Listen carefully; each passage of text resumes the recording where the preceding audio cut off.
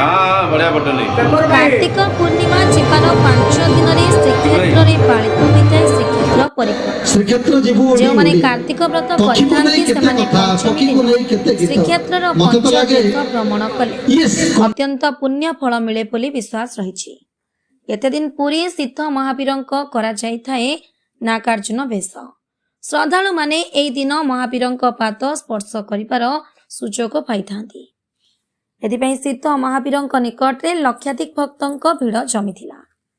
एई भक्तंक गहली को नजर रखी पंचतीर्थ भजन समारोह कमिटी पक्षरु सिद्ध नरसिंह बड़जागा पड़िया परिसर रे भजन संध्या कार्यक्रम अनुष्ठित होइथिला। एई भजन संध्या कार्यक्रम रे मुख्य आकर्षण पाल्टिथिला ओडिशार सुमधुर कंठशिल्पी श्रीचरण महांती एवं अंजलि मिश्रंक भजन परिवेषण। प्राय 1000 ऊर्ध्व दर्शक एई भजन संध्यार आनंद उपभोग करथिले।